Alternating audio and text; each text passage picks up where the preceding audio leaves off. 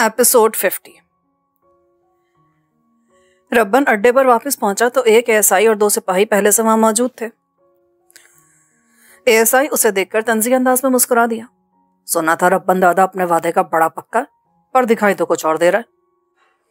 सारा नजर का हेर फेर है। रब्बन ने उसके तंज का बेनियाजी से जवाब दिया। ऐसा खुद पर नाज है तो उधर भाटिया सेठ की कोठी पर पुलिस वालों को जुल देकर क्यों निकल गए थे? जिस काम की मोहलत लेकर गए थे उसी को पूरा करने निकले थे और छुप कर नहीं निकले थे। तुम्हारे सिपाहियों की आंखों पर ही पट्टी बंधी थी तो अपन क्या करते? अगर सारे काम अंजाम पा चुके हैं तो क्या जनाब थाने पधारने का कष्ट उठाना पसंद करेंगे? उधर कब से आपकी राह देखी जा रही है? इधर से उधर ही जाने का था, बस इधर 2 मिनट का काम था, इसलिए पहरे इधर आ गए। सोचा ना जाने पुलिस वालों को कितने दिन अपने को मेहमान बनाए रखने का इरादा है, इसलिए अच्छा है सब जरूरी काम निपटाते चले। अभी भी कुछ काम बाकी है क्या? एएसआई ने मुंह बनाया। बोला ना एक जरूरी काम से धराए थे, वरना सीधे थाने ही पहुंचते। रब्बान उठकर दूसरे कमरे में चला गया। वहां उसने जानी को जल्दी जल्दी कुछ हिदायत दी और फिर शान से पुलिस वालों के साथ रवाना हो गया। बड़ा सा बंदर इंतजार करता है। थाने पहुंचते एक सिपाही ने सरगोशी में एएसआई को इत्तला दी तो वो एकदम ही बहुत चौकस नजर आने लगा और सख्त लहजे में रब्बन से बोला, डीएसपी राठौर खुद थाने में मौजूद हैं और तुम्हारा इंतजार कर रहे हैं, तो तुम समझ लो कि तुम तो गए काम से। आज तुम्हारी सारी दादागिरी नाक के रास्ते बाहर निकल जाएगी। डीएसपी की मौजूदगी की खबर ने रब्बन को भी चौंकिन्ना कर दिया। वो विक्रम वाले मामले की वजह से फिक्रमंद नहीं था, क्योंकि उसे यकीन था कि इस मामले में पुलिस उसके खिलाफ कोई सबूत हासिल नहीं कर सकेगी। लेकिन बिमला की मौत से जो मसला खड़ा हुआ था वो उसकी गंभीरता को पूरी तरह महसूस करा था। बिमला ने खुदकुशी की थी, इसका कोई सबूत नहीं था। हाँ, पहले फारूक और बाद में वो और रामू जिस तरह बंगले से फरार हुए थे, उनके लिए शकूक के दर खुल गए थे। इस वाक़े को कई घंटे पेश आ चुके थे और इस बात का पूरा इम्कान था कि अब तक बात खुल चुकी हो। भाटिया सेठ जिस पाए का आदमी था, उसकी बेटी की मौत का मामला किसी आम पुलिस वाले के बजाय डीएसपी जैसे ओहदे पर फाइज बंदे को ही देखना चाहिए था। वो दिल में बहुत से वसवसे लिए एएसआई के पीछे दफ्तर में दाखिल हुआ। रब्बन दादा हाजिर है सर। एएसआई ने मुअद्दिब लहजे में शानदार शख्सियत के मालिक डीएसपी राठौर को इत्तला दी। वो बहुत नीचे का आदमी था, लेकिन उसे अपने किसी सीनियर के बजाय सीधे डीएसपी राठौर की खिदमत में हाजिर होने का हुक्म मिला था। ओह रब्बन दादा, बहुत वेट करवाया तुमने मुझे। राठौर ने फौरन सर उठाकर रब्बन की तरफ देखा। उसके लहजे में तंज और इश्तियाक की ऐसी आमेजिश थी कि दोनों को एक दूसरे से अलग करके फैसला नहीं किया जा सकता था कि किस चीज का असर गालिब है। रब्बन ने तोलती हुई निगाह से उसकी तरफ देखा और पहले ही मरहले में वो उसे बहुत गहरा आदमी मालूम हुआ। उसने अंदाजा लगाया कि राठौर भी उसे जांचती नजरों से देख रहा है। राहुल तुम जाओ, मैं दादा से अकेले में बात करना चाहता हूँ। लम्हे भर की जांच के बाद उसने अपने मातहत को हुक्म सुनाया और उसके बाहर निकलते रब्बन की तरफ मुतवज्जो होते हुए बोला, कुर्सी पर बैठ जाओ, तुमसे लंबी बात होनी है, खड़े खड़े हो नहीं पाएगी। रब्बन खामोशी से बैठ गया। राठौर ने कुर्सी की पुश्तगाह से आरामदेह अंदाज में टेक लगाई और गहरी नजरों से रब्बन को देखते हुए हल्के फुल्के अंदाज में गुफ्तगू का आगाज किया। मैं भी चंद हफ्ते पहले ट्रांसफर होकर यहाँ आया हूँ। बम्बई बड़ा शहर है और यहाँ की समस्याएं भी बड़ी बड़ी हैं। बम्बई के बारे में जानकारी करते करते तुम्हारे बारे में भी बहुत कुछ सुनने को मिला और मुलाकात का शौक मन में जागा। मुलाकात के बहाने तो बहुत से थे, पर मैं जरा बिजी रहा इसलिए तुमको बुलवा नहीं सका। अब एक नया बहाना बन गया है तो मैंने कहा चलो तुमसे मिल ही लेते। वो ऐसे बात कर रहा था जैसे रब्बन का कोई परिस्तार हो, लेकिन उसके लहजे की गहराई में कहीं तंज की काट भी थी जो बस रब्बन जैसा शख्स ही महसूस कर सकता था। तुम्हारे बाकी सारे धंधे एक तरफ, लेकिन हम अपनी कथा अंग्रेज अफसर विलियम के अगवा से शुरू करते हैं। हुकूमत बरतानिया के उस अहम नुमाइंदे को अगवा करके इतने तशद्दुद का निशाना बनाया गया कि वो अपना जहनी तवाज़ुन खो बैठा। इस हादसे का इल्जाम तुम्हारे ऊपर आया, लेकिन तुम मजबूत गवाहों और अपने चालाक वकील की वजह से बच गए। इसके अलावा भी शहर में कुछ छोटे बड़े ऐसे वाकयात हुए हैं जिनमें तुम या तुम्हारे आदमियों का नाम लिया जाता रहा, लेकिन पुलिस सबूत न होने के कारण तुम पर हाथ नहीं डाल सकी। अब फिर तुम हमारे एक इंस्पेक्टर विक्रम की गुमशुदगी के मामले में मशकूक हो और आसार कहते हैं कि इस किडनैपिंग में तुम्हारा ही हाथ है, क्योंकि विक्रम बहुत सख्ती से तुम्हारे गिरोह के गिर्द दायरा तंग करने में लगा हुआ था। विक्रम के कोलीग्स चाहते हैं कि इस बार तुम्हें गिरफ्तार करके लॉकअप में बंद कर दिया जाए और तुम्हारी इतनी मरम्मत की जाए कि तुम सब कुछ उगल दो और तुम्हारे चालाक वकील को अदालत में तुम्हें बेगुनाह साबित करने का मौका ही ना मिल सके। तो फिर देरी काहे की सरकार? अगर आपके पास अपने इल्जाम का सबूत है तो बंद करवा दे अपन को लॉकअप में। सबूत होता तो तुम्हें सामने बिठाकर बात करने की नौबत क्यों आती? मैं अपने मातहतों की राय मानकर तुम्हें जुबान खोलने के लिए उनके हवाले भी नहीं कर सकता कि मैं कानून और इंसाफ पसंद आदमी हूं। आपकी इंसाफ पसंदी तो इधर ही खुल गई जब आपने अंग्रेज अफसर विलियम के अगवा से अपनी कथा शुरू की। آپ اپنے کہے جیسے ہوتے تو قصہ ادھر سے شروع کرتے جدھر اپن کا نقصان ہوا تھا، اور ولیم نے اپنے بچے کو غیر قانونی طور پر تھانے میں رکھ کر اس پر ایسا ظلم ڈھایا کہ اس کے جیون کے لالے پڑ گئے تھے۔ ربن نے تلخی سے کہا۔ اس کی بات پر راٹھوڑ نے پہلو بدلا اور بات بناتے ہوئے بولا، ایسی کوئی بات ہمارے ریکارڈ میں موجود نہیں ہے۔ اپنے کیے کا حساب کون رکھتا ہے؟ یہ حساب تو اسی کو رکھنا پڑتا ہے جس کا نقصان ہوا۔ سوچ لو دادا، ایسی بات کر کے تم خود ہی مان رہے ہو کہ اپنے آدمی کا بدلہ لینے کے لیے تم ہی نے ولیم کو اس حال تک پہنچایا تھا۔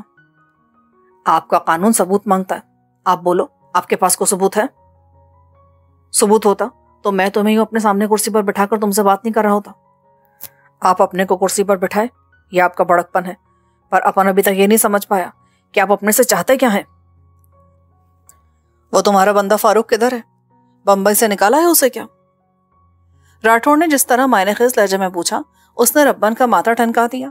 وہ مان ہی نہیں سکتا تھا کہ فاروق کے متعلق یہ تفتیش بلا جواز ہے، اور پہلا جواز بملا کی موت کی صورت خود اس کے ذہن میں موجود تھا۔ آپ کیوں پوچھتے ہو فاروق کو؟ اس نے اپنے اندرونی خلفشار کو لہجے سے ظاہر ہونے سے روکنے کی پوری کوشش کی۔ کہنا کیا ضروری ہے؟ کارن تم خود بھی جانتے ہو، بھاٹیا سیٹ بہت تیش میں ہے اور چاہتا ہے کہ گھڑی کی چوتھائی میں تمہیں اور فاروق کو سلاخوں کے پیچھے ڈال دیا جائے۔ تم سمجھ سکتے ہو دادا کہ یہ کیس اتنا کچا نہیں ہے کہ تم آسانی سے اپنے ہاتھ پیر بچا لو۔ پولیس کے پاس گواہ بھی ہے اور بھاٹیا سیٹ جیسی مضبوط پارٹی بھی۔ اپن کے ہاتھ صاف ہیں، اس لیے ہاتھ پیر بچانے کا انتظام بھی ہو ہی جائے گا۔ آپ بھروسہ کرو یا نہ کرو، پر سچ یہی ہے کہ سیٹ کی لڑکی نے اپنی جان آپ لی تھی۔ اچھی کہانی ہے، پر آسانی سے ثابت نہیں کی جا سکتی۔ ہاں، پولیس آسانی سے ثابت کر سکتی ہے کہ یہ آتم ہتیا نہیں بلکہ مرڈر کا کیس ہے۔ راٹھوڑ نے اس کی بات جیسے ہوا میں اڑا دی۔ اس کے اس انداز پر ربن اندر ہی اندر بل کھا کر رہ گیا، لیکن زبان سے نہیں بولا کہ وہ چاہتا تھا کہ اب راٹھوڑ خود ہی تھیلے سے بلی کو باہر لے آئے۔ راٹھوڑ نے لمحے بھر کے لیے ربن کے تاثرات دیکھے اور میز پر دونوں کونیاں ٹکا کر ذرا آگے اس کی طرف جھکتے ہوئے بولا، ہم تمہاری سنائی کتھا کو سچ مان سکتے ہیں اگر تم بھی ہماری مان لو تو۔ کیا چاہتے ہیں آپ اپن سے؟ سنا ہے فاروق تمہارا بڑا لاڈلا ہے اور تم اسے بالکل اولاد کی طرح چاہتے ہو۔ اولاد کو بچانے کے لیے آدمی تو بڑی سے بڑی قیمت دینے کو راضی ہو جاتا ہے۔ دیکھتے ہیں تم کیا فیصلہ کر سکتے ہو۔ آپ بولو اپنی بات۔ جناح کے قریبی ساتھی کو ٹھکانے لگانا ہے، اس کام کے لیے ہاں بول دو تو دوسرا کام بھی بتاتا ہوں۔ کیا گناہ کیا اس بندے نے؟ ربن نے بے نیازی سے پوچھا، لیکن اندر ہی اندر وہ بے چین ہو اٹھا تھا۔ وہ سمجھ گیا کہ ہندو اپنی روایتی نفرت کے اظہار کے لیے اس سے یہ کام لینا چاہتے ہیں، لیکن وہ اس مطالبے کو مان کر ہندوستان کی ایک بڑی سیاسی جماعت سے بیڑ نہیں لینا چاہتا تھا۔ وہ ذاتی طور پر ہندوستان چھوڑنے کے لیے راضی نہیں تھا، لیکن تحریک پاکستان کے مخالفوں میں سے بھی نہیں تھا، اور سمجھتا تھا کہ اگر مسلمان یہ مطالبہ کر رہے ہیں تو بلا جواز نہیں کر رہے۔ ایسے میں وہ ان کے کسی اہم رہنما کو قتل کر کے اپنے ضمیر پر بوجھ کیوں لیتا؟ وہ بلا جواز بے گناہ لوگوں کو قتل کرنے والا آدمی نہیں تھا۔ جناح کا ساتھی ہونے سے بڑھ کر بھلا کیا پاپ ہو سکتا ہے؟ جناح اور اس کے ساتھی حالات کو اس رخ پر لے آئے ہیں کہ بھارت ماتا دو ٹکڑے ہونے کو جا رہا ہے۔ ان لوگوں کو اپنے اس پاپ کا بھگتان تو دینا پڑے گا۔ میں نے تمہیں جس بندے کا بولا ہے اس کو مارو گے تو جناح اور سارے مسلمان تڑپ اٹھیں گے، اور یہی ہمارے لیے اچھا ہے۔ راٹھوڑ کے لہجے سے اس کی دلی نفرت جھلک رہی تھی۔ اور دوسرا کام کیا ہے؟ مسلمانوں کے 2-4 علاقوں میں بلوے کروانے، ان میں سے بہت سے یہاں سے جانے کو اپنا سامان باندھے بیٹھے۔ بلوے میں جو مال آتا ہے وہ تمہارا ہوگا، بس اپنے کو زیادہ سے زیادہ مسلوں کی لاشیں چاہیے۔ وہ جو دیکھنے میں شاندار اور مہذب شخصیت کا مالک تھا، اندر سے ایسا کینہ پرور اور شقیل قلب تھا، یہ 2 منٹ میں ربن کے سامنے آ گیا۔ ایسے آدمی کے سامنے سچ بولنا خطرناک ہوتا ہے، لیکن ربن کب کسی خطرے سے ڈرتا تھا؟ اس نے سب کچھ سنا اور سپاٹ لہجے میں بولا، آپ اپنی غلط جانچ کیو صاحب، اپن بھاڑے کا قاتل نہیں ہے جو قصائیوں کی طرح لوگوں کے گلے کاٹتا پھرے۔ اپن دادا ہے دادا، اور اپنے اصولوں پر دادا گیری کرتا ہے۔ سوچ لو دادا، ہمارا کام تو کوئی بھی کر دے گا، پر تمہارے لیے اپنی مشکل سے نکلنے کا راستہ بند ہو جائے گا۔ موت سے زیادہ بندے کے ساتھ بھلا کیا برا ہو سکتا ہے؟ اور موت تو ایک دن سب کو ہی آنی ہے، تو اس کے ڈر سے آدمی دوسرے کی غلامی کیوں کرے؟ ابھی میں تم کو تھوڑا سمے دیتا ہوں، تم جاؤ اور کل تک سوچ کر مجھے جواب دو۔ ربن نے کچھ کہنے کے لیے لب کھولے، لیکن پھر دوبارہ بند کر لیے۔ راٹھوڑ سے بحث کرنے سے بہتر تھا وہ ملنے والی مہلت کا فائدہ اٹھا لیتا۔ کیا بولتے ہو؟ ٹھیک ہے، اپن کل تک سوچ کر بتاتا ہے۔ ربن نے اس بار اپنے لہجے کو نرم کر کے جواب دیا، لیکن جب وہ تھانے سے واپس اڈے جا رہا تھا تو اس کی پیشانی پر شکنوں کا جال سا پھیلا ہوا تھا۔ نواب زادی عالیہ اپنی خوابگاہ میں مسحری کے سرہانے سے پشت لگائے بالکل ساکت اور لب بستہ بیٹھی تھی۔ اختر اور نواب سلیم اللہ کی موت کا 4تھا دن تھا۔ نواب صاحب کے لیے تو پھر بھی سب ذہنی طور پر تیار تھے کہ کسی بھی وقت سانس کی ڈوری ٹوٹ سکتی ہے، لیکن اختر کی موت ایک سانحہ ثابت ہوئی تھی۔ ہر کوئی انگشت بدندہ تھا کہ کس طرح ایک صحت مند اور توانا آدمی یکدم زندگی کی بازی ہار گیا۔ سب کو یہی معلوم تھا کہ رات کے کسی پہر اختر ہوا خوری کے لیے چھت پر جا رہے تھے کہ پیر پھسلنے سے سر کے بل گر گئے۔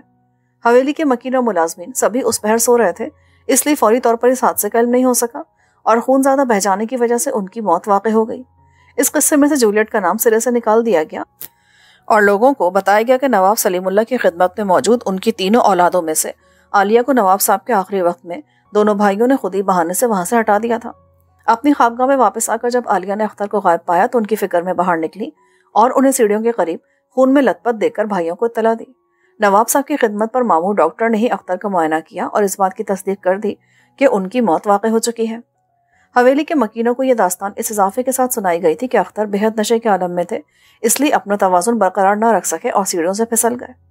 اس حادثے پر حیرت اور افسوس کا اظہار کرنے والے بہت تھے، لیکن شک کون کرتا کہ دال میں کچھ کالا ہے۔ اس واقعے کی مرکزی کردار عالیہ تھی اور انہوں نے اتنا مکمل سکوت اختیار کیے رکھا تھا کہ سویم تک کسی نے ان کی زبان سے ایک لفظ تک نہ سنا۔ ان کی حالت کو دوہرے صدمے سے ہونے والا سکتہ قرار دے کر خواتین نے بہت کوشش کی کہ کسی طرح عالیہ کو رلا سکیں، لیکن ان کی آنکھ سے ایک آنسو بھی نہیں ٹپکا۔ اسد اللہ کو ان کی ذہنی حالت کا اچھی طرح احساس تھا اور وہ مردانے میں ہونے کے باوجود ان کی مکمل خبر گیری کرتے رہے تھے۔ انہیں کی ہدایت پر عالیہ کو بہت دیر تک خواتین کے درمیان بیٹھنے نہیں دیا جا رہا تھا کہ کہیں وہ کسی کے سامنے کو الٹی سیدھی بات نہ کر جائیں۔ میتیں اٹھنے کے بعد تو ڈاکٹر کے مشورے سے انہیں باقاعدہ سکون آور دوا دے کر سلا دیا گیا۔ یہ سکون آور ادویات ندرت جہاں اور عشرت جہاں کو بھی دینی پڑتی تھیں۔ اکلوتے بیٹے اور بھائی کی ناگہانی موت پر دونوں ماں بیٹی خوب بین کر کے روئی تھیں۔ دونوں کی حالت ایسی تھی کہ دیکھنے والوں کا کلیجہ منہ کو آنے لگتا تھا، لیکن وہی بات تھی کہ ہمدردی کے اظہار کے علاوہ کوئی کر بھی کہہ سکتا تھا۔ صفی اللہ اور اسد اللہ اپنی پھپھی زاد بہن کا غم بانٹنے کی حتی الامکان کوشش کرتے رہے تھے۔ ماں اور بہن کو صبر آنا آسان نہیں ہوتا، لیکن قدرت کے وضع کردہ اصول کے مطابق ہر گزرتا دن خود ہی غم کی شدت کو کم کرتا چلا جاتا ہے۔ سویم کی فاتحہ کے بعد پرسے کے لیے آئے ہوئے زیادہ تر عزیز و اقارب اور احباب اپنے اپنے گھروں کے لیے روانہ ہو چکے تھے اور چند ایک قریبی لوگ ہی حویلی میں رہ گئے تھے جن کی جلد روانگی متوقع تھی۔ ان حالات میں جولیٹ نے اپنی بساط سے زیادہ ذمہ داریاں اٹھائی تھیں اور حل بل متحرک رہی تھی۔ خصوصاً نوابزادی عالیہ پر اس کی بھرپور توجہ مرکوز تھی۔ اس کی کوشش رہی تھی کہ زیادہ وقت ان کے ساتھ ہی گزارے اور اس وقت بھی وہ ان کے ساتھ ان کی خوابگاہ میں موجود تھی۔ کچھ دیر قبل ہی اس نے ان کا لباس تبدیل کروا کر ان کے بالوں میں کنگھی کی تھی۔ اب وہ ان کی چیزیں سمیٹ کر رکھ رہی تھی۔ حالات نے اس کی حیثیت کا اعلان نہیں ہونے دیا تھا، لیکن اسد اللہ کی مہربانیوں نے بہرحال حویلی کے مکینوں اور جملہ ملازمین کو یہ باور کروا دیا تھا کہ اس کی خاص اہمیت اور مقام ہے، چنانچہ کوئی بھی اس کے کہے کو ٹالنے کی غلطی نہیں کرا تھا۔ عالیہ کے ساتھ اس نے خود رہنے کا فیصلہ سنایا تھا تو پھر کسی ملازمہ کی ضرورت نہیں ہوئی تھی کہ کسی قسم کی مداخلت کر سکے۔ سروری سمیت تمام ملازمائیں اپنی حد میں تھی اور بس اسی حد تک خدمات بجا لا رہی تھی جتنا انہیں حکم دیا جا رہا تھا۔ اب بھی ایک ملازمہ نوابزادی عالیہ کا دھلا دھلایا صاف ستھرا لباس مہیا کر کے واپس چلی گئی اور ان کے ساتھ ان کے کمرے میں صرف جولیٹ موجود تھی کہ دروازے پر دستک کی آواز ابھری۔ کون؟ ہمیں اسد اللہ۔ جولیٹ نے آگے بڑھ کر تیزی سے دروازہ کھولا اور سر جھکا کر مؤدب لہجے میں خالصتاً حیدرآبادی انداز میں انہیں آداب کہا۔ ان کے اس انداز پر اسد اللہ کو بے ساختہ جوزفین یاد آ گئی۔ وہ بھی تو چند ہی دنوں میں یہاں کے ادب آداب سیکھ کر یہاں کے ماحول میں رچ بس گئی تھی۔ جولیٹ نے شروع میں خود کو اس ماحول سے جدا رکھا تھا، لیکن جب سے انہوں نے اسے اپنی بیٹی تسلیم کیا تھا وہ بھی خود کو اس ماحول میں ڈھال رہی تھی، لیکن اس کے باوجود اس کی اپنی انفرادیت تھی جو اسے دوسروں سے زیادہ پرکشش اور پر اعتماد ظاہر کرتی تھی۔ جیتی رہیے۔ اب کیسی طبیعت ہے آپ کی پھپھی جان کی؟ بس پہلے دن کی طرح ہے، کچھ بولتی نہیں ہے، کھانا بھی بہت اصرار پر چند لقموں سے زیادہ نہیں کھا پاتی۔ کیا بات ہے عالیہ، کیوں آپ نے اپنا یہ حال بنا لیا ہے؟ جو کچھ ہونا تھا وہ ہو چکا، اب اپنے آپ کو خود سنبھالیے۔ یہ آپ کی حالت ہمارے اور بھائی جان کے لیے ذہنی دباؤ کا باعث بن رہی ہے۔ ابا جان کی رحلت نے پہلے ہمیں بہت بڑا دھچکا پہنچایا ہے، اب آپ کی حالت مزید تشویش کا باعث بن رہی ہے۔ ہم نے حاضر دماغی سے کام لے کر حالات کو قابو میں رکھا ہوا ہے، لیکن آپ کی طرف سے خوفزدہ ہے کہ آپ اپنی کیفیت کے باعث کسی بھی وقت خود پر قابو نہ کھو بیٹھے۔ ہونے والی بات ہو چکی، اب حویلی کی عزت اسی میں ہے کہ جو کچھ ہوا اس پر پردہ پڑا رہے۔ بھائی جان کی بھی یہی خواہش ہے اور آپ جانتی ہیں کہ ابا جان کے بعد اب وہی حویلی کے مختار کل ہے۔ اسد اللہ نے اسے دھیمی آواز میں کہا۔ عالیہ پہلے تو سر جھکائے ان کی بات سنتی رہی، پھر جب وہ خاموش ہوئے تو انہوں نے سر اٹھایا اور گلوگیر لہجے میں بولی، آپ ہماری طرف سے تشویش میں مبتلا نہ ہو بھائی جان، ہم مرتے مر جائیں گے لیکن کبھی اس حویلی کی آن اور عزت پر آنچ نہیں آنے دیں گے۔ اگر ہمیں یہ گوارا ہوتا تو اپنے ہاتھ سے اپنا سہاگ کیوں کر اجاڑتے؟ ہمارے سکوت کو آپ ہماری ذہنی حالت کی خرابی پر محمول مت کیجیے۔ یہ خاموشی تو ہمارے گرد کھینچی وہ فصیل ہے جو کسی کو بھی ہم تک پہنچنے سے روکے ہوئے ہیں۔ ہم نے ہمیشہ اختر کے لیے وہ سب کچھ کیا جو ہمارے اختیار میں تھا۔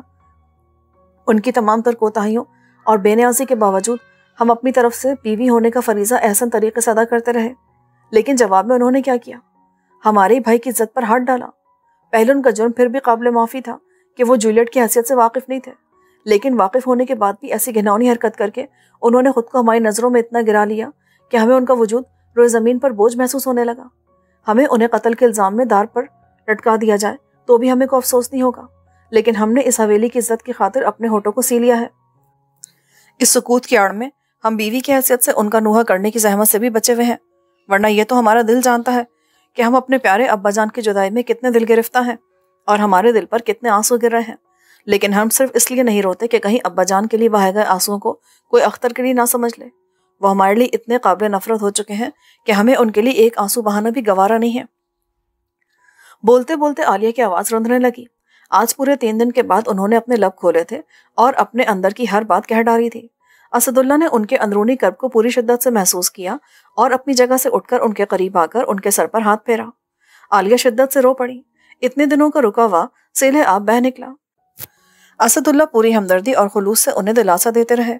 اس جذباتی منظر پر جولیٹ کی اپنی آنکھیں بھی جھلملا گئیں، لیکن اس نے خود پر قابو رکھا اور ان دونوں کو پانی پیش کیا۔ پانی پی کر دونوں کے جذبات قابو میں آنے لگے۔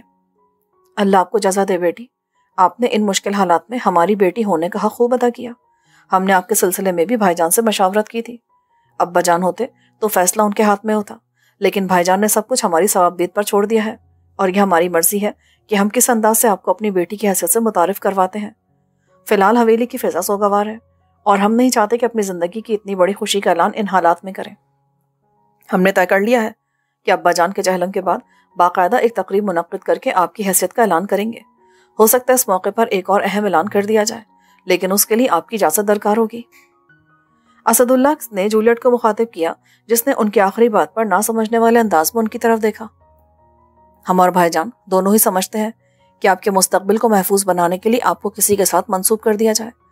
بھائی جان نے پورے خلوص سے ہم سے کہا ہے کہ اگر ان کے چھوٹے صاحبزادے محب اللہ حویلی میں موجود ہوتے تو وہ بخوشی آپ کو اپنی بہو بنا لیتے۔ محب اللہ ہماری بھی اولین ترجیح ہوتے، لیکن ان کی غیر موجودگی میں ہم آصف خان کے رشتے پر غور کرنے پہ مجبور ہیں۔ آصف ہمارے عزیز دوست کے بیٹے ہیں اور ہمارے لیے اپنے سگے بھتیجوں جیسے ہی ہیں۔ آپ کی آصف خان سے ملاقات ہو چکی ہے۔ ہم چاہتے ہیں کہ تقریب کے انعقاد سے قبل آپ ان کے رشتے پر غور کر کے کوئی فیصلہ کر لیں تو ہمیں بھی آسانی رہے گی اور ہم بھی اسی حساب سے انتظامات کر سکیں گے۔ جولیٹ شجدہ رہ گئی۔ وہ یہ سب سوچ کر یہاں کب آئی تھی؟ وہ تو اسد اللہ کا احتساب کرنے آئی تھی اور یہاں سے جا کر اسے دلدار آقا سے اپنا حساب کتاب چکانا تھا، لیکن اب سب کچھ بدلنے لگا تھا۔ انتقام کے سرخ شعلوں کی جگہ سنہری خواب دل میں جگہ بنانے کو بے چین تھے۔ اسے آصف خان سے ہونے والی اپنی گفتگو یاد تھی۔ وہ دل سے اسے اپنانے کا خواہش مند تھا اور اس نے یہ بھی بھانپ لیا تھا کہ جولیٹ کے دل میں کوئی راز پوشیدہ ہے۔ وہ ہر معاملے میں اس کا ساتھ دینے کا اشارہ بھی دے چکا تھا، تو کیا وہ آصف خان کا ساتھ قبول کر لے؟ اس کے دل نے چپکے سے سوال کیا تو ایک دوسرا سوال خود بخود ذہن میں چلا آیا۔ بھلا یہ محب اللہ کون ہے اور کہاں ہے جو اس کے لیے اس کے باپ کی پہلی ترجیح ہوتا؟ اس نے اس بارے میں اسد اللہ سے استفسار بھی کر ڈالا۔ یہ محب اللہ کہاں ہوتا ہے پاپا؟ ہم نے تو ان کا ذکر کبھی یہاں نہیں سنا۔ یہ بھی اس حویلی کے المناک داستانوں میں سے ایک ہے۔ ہم پھر کبھی فرصت سے آپ کو اس بارے میں بتائیں گے۔ ابھی اجازت دیجیے، کچھ احباب کو ملاقات کے لیے آنا تھا اور ہم صرف عالیہ سے گفتگو کی مہلت لے کر یہاں آئے تھے۔ اسد اللہ نے اسے جواب دیا اور خود وہاں سے رخصت ہو گئے۔ پیچھے جولیٹ کے ذہن میں الجھن سی رہ گئی تھی۔